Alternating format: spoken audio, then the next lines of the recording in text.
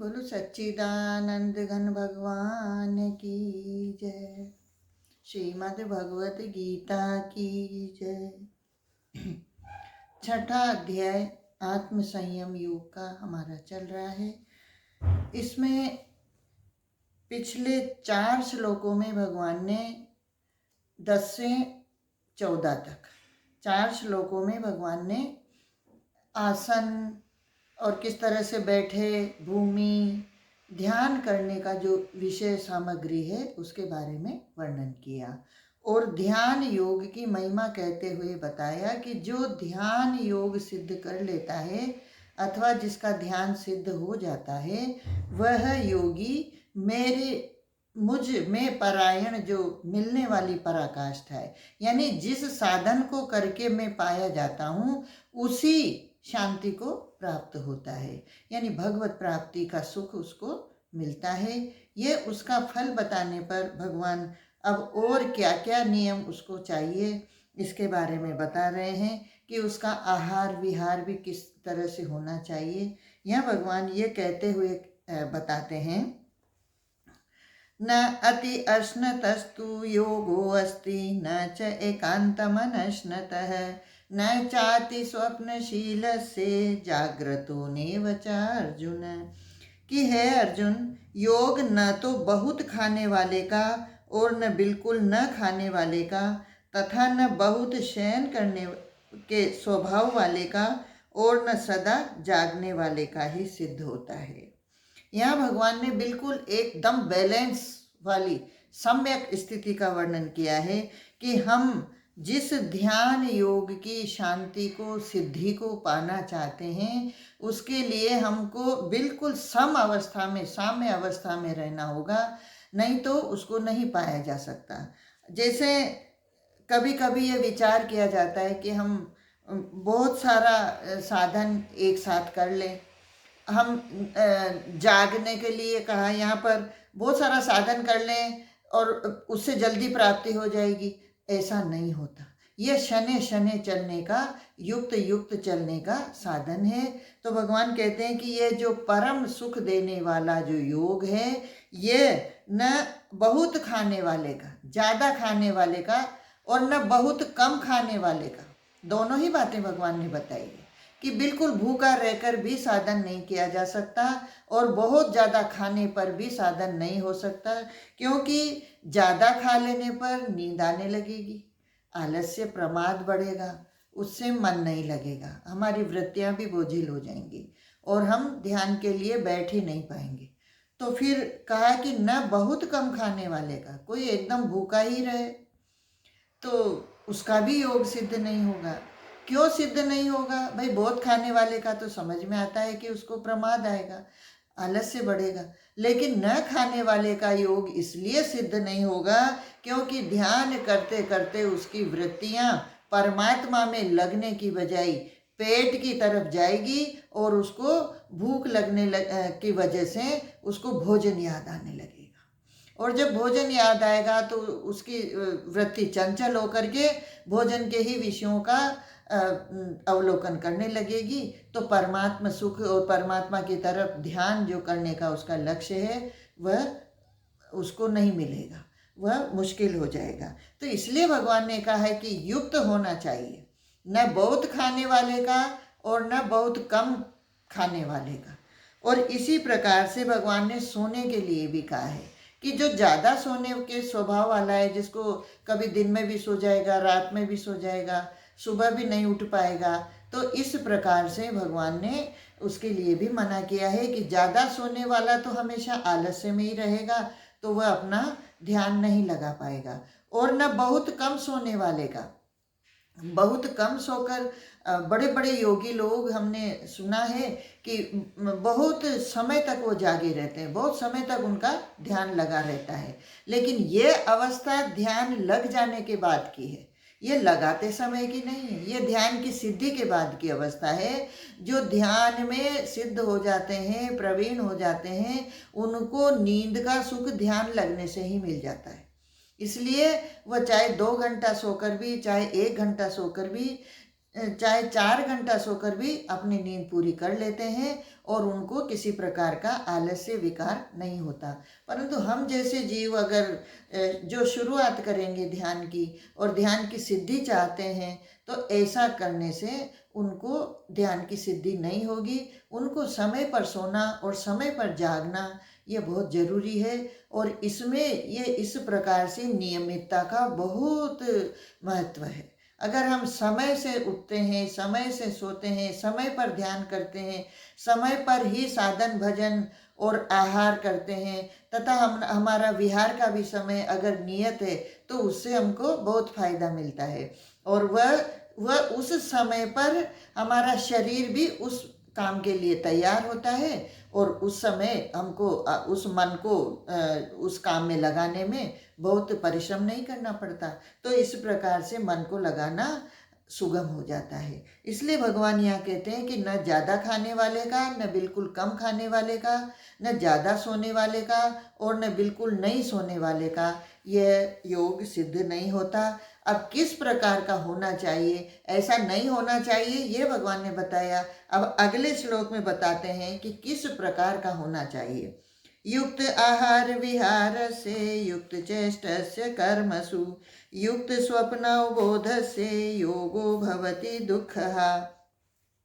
कि दुखों का हरण करने वाला, दुखों का नाश करने वाला योग तो यथा योग्य आहार विहार करने वाले का, कर्मों में यथा योग्य चेष्टा करने वाले का और यथा योग्य सोने तथा जागने वाले का ही सिद्ध होता है। यानी यह योग का फल तो दुखों का नाश करना है। जब ध्यान योग सिद्ध हो जाता है तो इसकी महिमा तो भगवान ने कही है कि मेरी पराकाष्ठा शांति रूप मेरे परम आनंद को प्राप्त होता है। तो इस प्रकार इसका इस योग का फल तो सिद्ध है। इस योग का फल तो अवश्य में मिलता है, पर सिद्ध होने पर। अब सिद्ध करने के लिए अथवा हमारा ध्यान योग सफल हो जाए, इसके लिए भगवान ने बताया कि न ज़्यादा खाओ न कम खाओ, न ज़्यादा सो न कम सो। अब यहाँ पर भगवान कहते हैं कि युक्त आहार विहार। युक्त का मतलब है सम्यक, मतलब कि खाने पर भी पेट याद न आए और अगर हम भूखा रहेंगे तो पेट याद आएगा, तो भूखा भी इतना न रहे कि हमको पेट याद आने लगे। यानी हमारा खाना पीना एक तरह से एक हमारी जो संभावित क्रिया है, जो हमारी आवश्यक क्रिया है, उसमें स्वतः ही होने लगे। न खाने की याद आए तो खाने की याद नहीं आएगी, ज़्यादा भूखा न रहेगा तो उसको खाने की याद नहीं आएगी, तो वह क्या खाएगा इस विषय पर भी उसका ध्यान नहीं जाएगा। लेकिन जो बहुत भूखा होता है उसका भूख पर ध्यान जाने से, पेट पर ध्यान जाने से उसको फिर खाने की वस्तुओं का ही चिंतन होने लगता है। तो इस प्रकार से वह उस योग से हट जाएगा, योग से दूर हो जाएगा और उसको परमात्मा के चिंतन की बजाय भोजन की याद आने लगेगी। इसलिए ज़्यादा खाएगा तो उसको पेट याद आएगा कि ज़्यादा भी नहीं खाना चाहिए, क्योंकि पेट ज़्यादा भर जाएगा तो प्रमाद होगा और पेट में और कोई और तरह का विकार भी हो सकता है। तो इस प्रकार से इतना खाए कि उसका पेट भी भरा रहे, यानी उसको पेट याद ना आए। कुल युक्त का जो समझ में आता है बात कि वह इतना है कि जिससे पेट याद न आए, क्योंकि पेट दो ही तरह से याद आता है, या तो बहुत खा लिया हो या फिर न खाया हो भूख लगने पर। तो इस प्रकार से इतना सम्यक प्रकार से पौष्टिक भोजन करे कि उससे उसको न पेट में विकार हो, न उसको भूख की पेट की याद आए। तो इस प्रकार से उसका मन स्वतः ही परमात्मा में लग जाएगा। तो यहाँ पर आहार के साथ विहार, इसी प्रकार से विहार भी किस समय उसको कितना काम करना है। यहाँ भगवान ने कर्मों की चेष्टा भी एक शब्द और लिया है कि किस प्रकार से उसको कितना घूमना फिरना व्यायाम ये सब उसका निश्चित होना चाहिए और जितना उससे संभव हो सके युक्त। युक्त का मतलब ये नहीं है मेरे साथ वाला कितना करता है, मेरे सामने वाला कितना करता है, या कोई कोई इतना करता है तो हमको भी इतना करना चाहिए। इसमें इस तरह की अपेक्षा नहीं चलेगी। हमको जितना हमारे शरीर को सही लगे, हमारे शरीर के लिए जो आवश्यक है और हमारा शरीर जिसको कर सकता है, जिसमें सक्षम है, उससे यह अनुपात बैठेगा और जब हम शरीर के अकॉर्डिंग करेंगे तो उससे हमारा करना, आहार विहार और सोना जागना ये सब युक्त हो जाएगा। और युक्त होने पर हमको न ज़्यादा सोने की, बार बार सोने की याद आएगी। जिस समय सोना चाहिए, अक्सर ये होता है कि हम नींद के लिए थोड़ा उपेक्षा कर देते हैं कि जैसे दिन में नहीं सोना चाहिए और रात को समय पर सोना चाहिए, परंतु हम जैसे संसारी व्यवहार करने वाले लोगों के लिए ये कभी कभी मुश्किल हो जाता है, क्योंकि हम सुबह से जो घर संसार का कार्य करते हैं, वो भगवान ने तो कहा है कि युक्त होना चाहिए, हमको भी युक्त ही करना चाहिए, न बहुत ज़्यादा करें कि हम इतना थक जाएं कि अब और कुछ करने सुनने की पढ़ने की कुछ इच्छा ही न बचे, और न इतना आलस्य में आ जाए, व्यर्थ का समय फालतू बातों में गंवा दे। तो इस प्रकार से भगवान ने कहा है कि ऐसा युक्त काम करे कि जिससे शरीर थके भी नहीं और हमारा घर का कार्य भी पूरा हो जाए, जिससे हमको घर का काम भी याद ना आए। यानी हम जब ठीक प्रकार सोने की बात है कि रात में कभी कभी देर तक सोना पड़ता है, ये होता है, हम संसारियों के लिए कोई बड़ी बात नहीं है, कभी कभी ऐसे अवसर आते हैं। लेकिन हम जब ध्यान करने का लक्ष्य बनाते हैं तो वह कभी कभी हो, ऐसा तो चल जाएगा, लेकिन नित्य ऐसा नहीं होना चाहिए। तो कभी कभी अगर होता है कि हम कभी 9-10 बजे सोते हैं तो उसमें कभी कभी 12 भी बज जाए, लेकिन ये ऐसा रोज नहीं होना चाहिए। 1-2 दिन में तो कोई खास फर्क पड़ता नहीं है।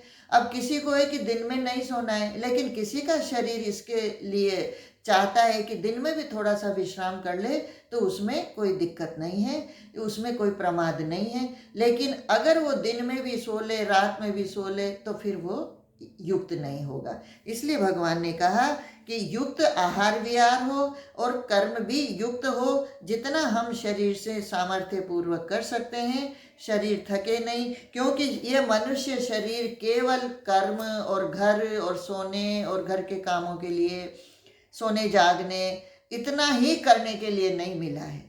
कम से कम इस संसार के घर के कार्यों से बचा करके हम जितना समय भगवान का भजन कर सकते हैं उतना हमको करना चाहिए। जितना हम निकाल सकते हैं भजन के लिए समय, उतना अपेक्षित है, ये हमको करना ही चाहिए। पूरा समय 24 घंटा उसके लिए नहीं कर देना चाहिए।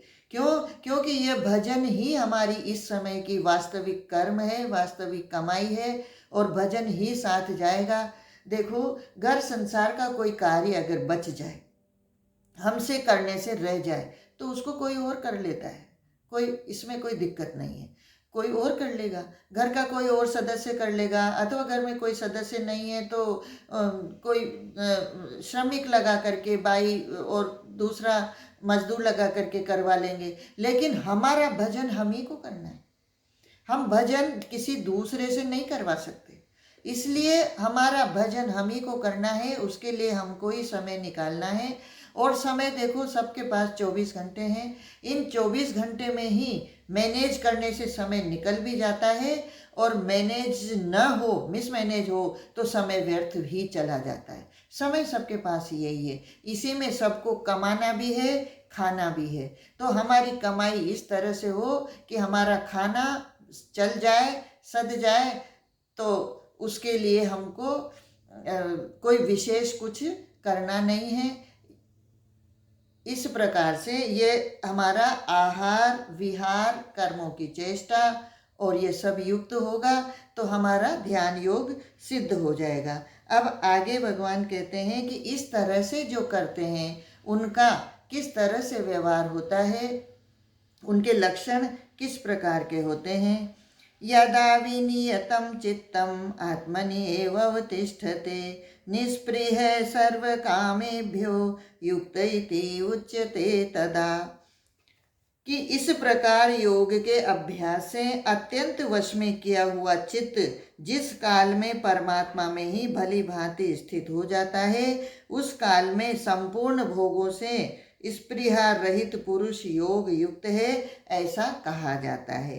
कि अत्यंत वश में करने की बात तो, चित्त को वश में करने की, मन को वश में करने की बात तो पहले पिछली श्लोकों में आ चुकी है। यानी ऐसा योग करने के लिए जितेंद्रिय मन वश में किया हुआ, चित्त भी उसका वश में हो, ऐसी स्थिति में जिस काल में परमात्मा में भली भांति स्थित हो जाता है, यानी जिस क्षण परमात्मा में स्थित हो जाता है, उस काल में संपूर्ण भोगों से स्पृहा रहित, संपूर्ण भोगों में अब उसकी तनिक भी इच्छा नहीं है। किसी भी भोग मिलते हैं उनको वह ग्रहण भी करता है, परंतु उसकी इच्छा किसी प्रकार से ये नहीं है कि मुझे ये ही चाहिए, बस चाहिए हो गया, ये बात ठीक है, लेकिन यही चाहिए। भाई भोजन भी वो करेगा, परंतु भोजन में ऐसा हो, वह कपड़े भी पहनेगा, शयन भी करेगा, आएगा जाएगा भी सही, सब कुछ वो कर, व्यवहार तो सब कुछ करेगा, लेकिन ऐसा ही हो, ये स्पृहा उसकी समाप्त हो जाएगी, और ऐसे पुरुष को योग युक्त कहा जाता है। अब आगे उसके लक्षण बताते हैं कि उसकी स्थिति किस प्रकार की होती है। यथा दीपो निवातस्थो नेंगते सोपमा स्मृता योगिनो यत चित्तस्य युञ्जतो योगम आत्मनः। कि जिस प्रकार वायु रहित स्थान में स्थित दीपक चलायमान नहीं होता, वैसी ही उपमा परमात्मा के ध्यान में लगे हुए योगी के जीते हुए चित्त की कही गई है। कि बहुत सुंदर दृष्टांत यहाँ पर दिया गया है कि जिस प्रकार से वायु रहित स्थान पर दीपक एक लो से चलता रहता है, दीपक हिलता नहीं है, बुझता भी नहीं है, यानी वह दीपक शांत भाव से चलता रहता है, तो इस प्रकार से उसकी भी चित्त की, मन की चंचलता समाप्त हो गई, और वह जब इस चंचलता को समाप्त करके ध्यान में लगता है तो उसका मन बहुत शांत रहता है और ध्यान में लगने पूरा लग जाता है। तो उसको, इस प्रकार के चित्त वाले को परमात्मा के ध्यान में लगे हुए योगी के जीते हुए चित्त की कही गई। यह अवस्था उसकी जीता हुआ चित्त है और परमात्मा में स्थित हो गया है, इस प्रकार से उसको कहा गया है। और यही उसका लक्षण है कि हमारा चित्त भगवान में लग गया। इसका लक्षण यही है कि अब हमारी सारी चंचलता समाप्त हो गई। आगे कहते हैं, यत्र उपरमते चित्तम निरुद्धम योग सेवया यत्र चैवात्मनात्मानं पश्यन् आत्मनि तुष्यति। कि है अर्जुन, योग के अभ्यास से निरुद्ध चित्त जिस अवस्था में उपराम हो जाता है और जिस अवस्था में परमात्मा के ध्यान से शुद्ध हुई सूक्ष्म बुद्धि द्वारा परमात्मा को साक्षात करता हुआ सच्चिदानंद घन परमात्मा में ही संतुष्ट रहता है, ऐसे योगी की स्थिति बता रहे हैं। कि योग का अभ्यास करता करता उसका चित्त जब निरुद्ध हो जाता है, जब शांत हो जाता है, किसी प्रकार की चंचलता से विचलित नहीं होता, ऐसी स्थिति में उसका चित्त की उपराम अवस्था कही जाती है। यानी अब उसका चित्त इधर उधर जाता ही नहीं है, जैसे दीपक हवा के रहित स्थान पे शांत भाव से चलता रहता है, उसी प्रकार से वह शांत चित्त से परमात्मा में स्थित हो जाता है। और जिस अवस्था में परमात्मा की, ऐसी अवस्था में परमात्मा के ध्यान से शुद्ध हुई, अब ध्यान करते करते उसकी बुद्धि परमात्मा में लग गई और उसकी बुद्धि में भी किसी प्रकार संसार का महत्व या और कोई विकारी बातें या किसी भी प्रकार से सांसारिक दूसरा व्यवहार उसके बुद्धि में तनिक भी नहीं रह जाता। सूक्ष्म बुद्धि यहाँ पर कहा हुआ है, ध्यान से शुद्ध हुई सूक्ष्म बुद्धि। सूक्ष्म बुद्धि जितनी अंतरंग जाएगी, सूक्ष्म बुद्धि कहने का मतलब है हम ऊपर की बुद्धि से तो संसार का काम करते हैं, और जो बुद्धि की अंतरंग अवस्था है, सूक्ष्म बुद्धि है, वो परमात्मा से एक रहती है। यानी वह उस बुद्धि की अंतरंग स्थिति हमारी विवेक की होती है, और फिर वह विवेक जागृत हो जाने पर बुद्धि वहीं स्थित हो जाती है। अब बुद्धि में किसी प्रकार का कोई विकार नहीं रहता, विवेक जाग गया, और विवेक जाग जाने के बाद अब उसको किसी भी प्रकार का अज्ञान परेशान नहीं करेगा, उस पर अब अज्ञान नहीं आएगा। और ऐसी स्थिति होने पर, विवेक जाग जाने पर ही बुद्धि बोध का रूप ले लेती है, और इस प्रकार की बुद्धि वाला योगी परमात्मा को साक्षात करता हुआ सच्चिदानंद परमात्मा में ही संतुष्ट रहता है। अब उसको ये परमात्मा रूपी जो धन है, परमात्मा रूपी जो उसकी परमात्मा रूपी आनंद में स्थित जो उसकी स्थिति है, अब वह वहाँ से हटना नहीं चाहता, क्योंकि परमात्मा का आनंद परम आनंद है, और इसके बाद आनंद की कोई और सीढ़ी नहीं है। यह अंतिम अवस्था है। परमात्मा मिल जाने के बाद, परमात्मा से मिलने का लक्ष्य बनाना ही हमको कितना आनंद देता है, कितनी संतुष्टि देता है। तो फिर ये जो परमात्मा से साक्षात्कार उसका हो गया, अब उसकी बुद्धि में परमात्मा के सिवाय कुछ भी नहीं है, तो ऐसी स्थिति में उसको कितना आनंद होगा, इसकी कोई सीमा नहीं है। और इस असीम आनंद को, पूर्ण आनंद को प्राप्त करके वह कभी किसी और चीज की चाह करता ही नहीं है, उसको और कुछ चाहिए ऐसी स्थिति रहती ही नहीं है। वह उसी में संतुष्ट रहता है, यानी सदा उसी आनंद में रहना चाहता है। आगे और भगवान इसका लक्षण बताते हुए कहते हैं कि उसकी क्या स्थिति रहती है। सुखम आत्यंतिकम यत तत् बुद्धि ग्राह्यम अतीन्द्रियम वैत्ति यत्र न चैवायम स्थिति चलती तत्वतः, कि इंद्रियों से अतीत केवल शुद्ध हुई सूक्ष्म बुद्धि द्वारा ग्रहण करने योग्य जो अनंत आनंद है, उसको जिस अवस्था में अनुभव करता है, जिस अवस्था में स्थित यह योगी परमात्मा के स्वरूप से विचलित होता ही नहीं। ऐसी ध्यान करते हुए ऐसी अवस्था उसकी हो गई कि अब, और यही हमको पाना है, ये हमारा लक्ष्य भी है। और यहाँ आने के बाद उस ऐसे योगी पुरुष के क्या लक्षण हो जाते हैं। भगवान कहते हैं कि इंद्रियों से अतीत केवल शुद्ध हुई सूक्ष्म बुद्धि द्वारा, यानी विवेक में उसकी स्थिति हो गई। इंद्रियों से अतीत का मतलब है अब इंद्रियां अपने विषयों को उस बुद्धि में व्यक्त नहीं करती, उस बुद्धि के द्वारा अब इंद्रियों से विषयों का भोग नहीं होता। अब वह बुद्धि केवल और केवल परमात्मा का स्वाद लेती है, केवल परमात्मा में ही संतुष्ट रहती है, क्योंकि परमात्मा का सुख इंद्रियातीत है। इंद्रियों से परमात्मा का दर्शन, श्रवण, मनन, चिंतन इंद्रियों से नहीं हो सकता।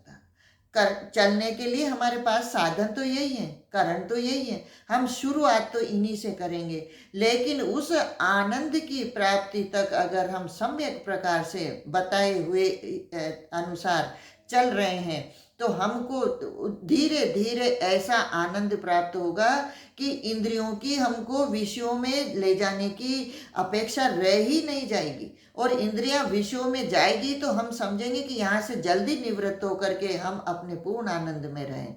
और ऐसी स्थिति उसकी निरंतर बढ़ती जाती है, निरंतर बढ़ती जाती है। क्योंकि यह आत्यंतिक सुख है, इससे बड़ा और कोई सुख है ही नहीं। तो उसको ये जब आत्यंतिक सुख मिल जाता है, आत्यंतिक सुख कहने का मतलब है कि यहाँ पर दुख का लेश मात्र भी नहीं है, और जहाँ दुख का लेश भी नहीं है वहाँ पूर्ण सुख है। हमको संसार का जो सुख मिलता है वह सुख पूर्ण नहीं है, उसमें सुख के साथ साथ थोड़ा थोड़ा अपेक्षा में दुख भी रहता है। और जब सुख चला जाता है, कम सुख को ही हम दुख कहते हैं और कम दुख को ही हम सुख कहते हैं। ऐसी अवस्था यहाँ के सुख दुख की है, यानी यहाँ सुख के साथ दुख है और दुख के साथ सुख भी है। और एक क्रम है यहाँ का कि सुख के बाद दुख आता है, दुख के बाद सुख आता है। लेकिन ये परमात्मा का आनंद, पारमार्थिक आनंद, यह आत्यंतिक सुख है। आत्यंतिक सुख का तात्पर्य है कि यहाँ केवल सुख ही सुख है, यहाँ दुखों का लेश मात्र भी नहीं है। और ऐसी स्थिति हम संसार के सुख में ही कितने प्रसन्न हो जाते हैं। फिर ऐसा सुख मिल जाए कि जहाँ दुख होते ही नहीं और आने की संभावना भी नहीं है, क्योंकि सारे दुख बाह्य अवस्था में आते हैं, सारे दुख इंद्रियों को विषयों के संयोग से आते हैं। तो ये इस प्रकार से बाहर इंद्रियां अब अपने विषयों में विचरण करती ही नहीं है। बाहर के विषयों का भोग भी वह एक नियमित सूक्ष्म मात्रा में करता है, इसलिए अब उनको विषयों की अपेक्षा ही नहीं रह जाती, इसलिए इंद्रियां भी परेशान नहीं करती, उसकी इंद्रियां भी शांत है, मन भी शांत है। तो अब वो इंद्रियां और मन भी परमात्मा में लग गए, अब उसकी बुद्धि भी परमात्मा में लग गई। तो यह ऐसी अवस्था उस बुद्धि की सूक्ष्म अवस्था होती है, यानी उसका पूर्ण विवेक जागृत हो गया और उसका अज्ञान समाप्त हो गया।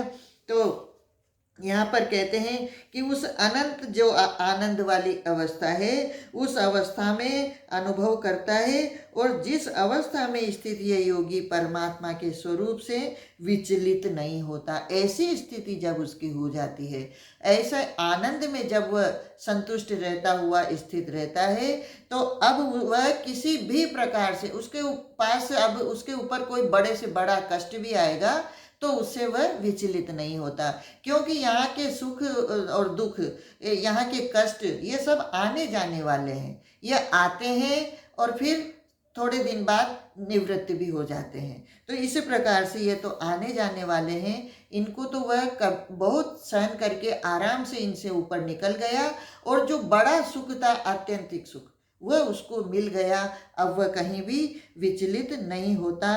इसके लिए भगवान कह रहे हैं कि वह सुख कैसा होता है। यम लब्ध्वा चापरम लाभम मन्यते नाधिकम ततः यस्मिन् स्थितो न दुखेन गुरुणापि विचाल्यते।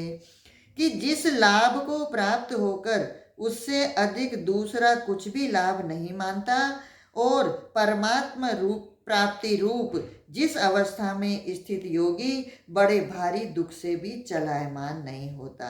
इस आत्यंतिक सुख का लक्षण करते हुए भगवान कहते हैं कि यह लाभ, यानी यह आत्यंतिक सुख जिसको मिल गया, यह परमात्मा रूपी आनंद जिसको मिल गया, उसकी स्थिति कैसी होती है कि इससे बड़ा और कोई लाभ है ही नहीं, कुछ भी लाभ। अब संसार की जितनी वस्तुएं हैं वह सब उसके लिए तुच्छ हो गई।